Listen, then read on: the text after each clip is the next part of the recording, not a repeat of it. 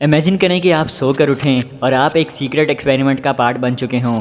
ये कोई मूवी की कहानी नहीं है, मगर ये बहुत से लोगों के साथ हिस्ट्री में होता आया है। तो ऐसे ही कुछ अजीबोगरीब एक्सपेरिमेंट्स को मैं आज की वीडियो में डिस्कस करूंगा।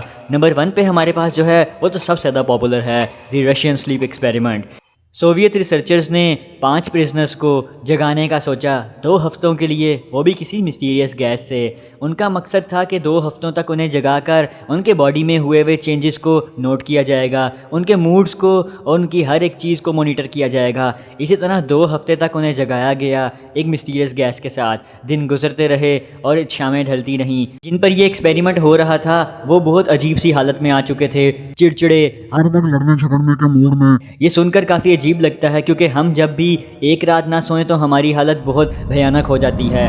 खैर, इस एक्सपेरिमेंट को 2 हफ्ते किया गया और उन लोगों का कोई भी कंसेंट इसमें नहीं लिया गया क्योंकि वो प्रिजनर्स थे, तो उनको जानवरों की तरह ट्रीट किया गया। और इस 2 हफ्ते तक जगाने के बाद ये भी नहीं कंफर्म कि कौन उनमें से मर गया और कौन उसके बाद ज़िंदा रह पाया। कहा जाता है कि उन प्रिजनर्स की हालत बिल्कुल जानवरों जैसी हो चुकी थी। उनकी हाइजीन, उनकी हेल्थ बिल्कुल ख़त्म हो चुकी थी। उनकी हालत देखने के काबिल भी नहीं थी, मगर कोई भी रहम ना आया और इसी तरह उस एक्सपेरिमेंट को 2 हफ्तों तक जारी रखा गया।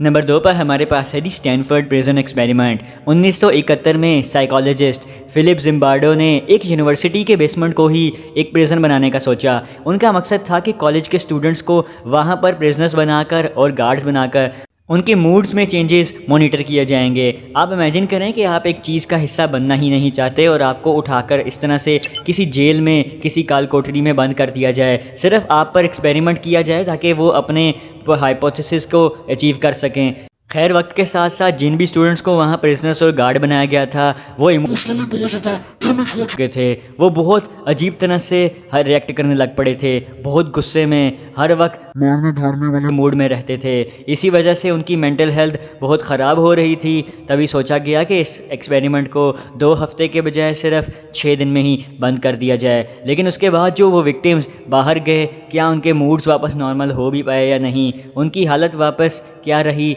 ये किसी को भी नहीं पता।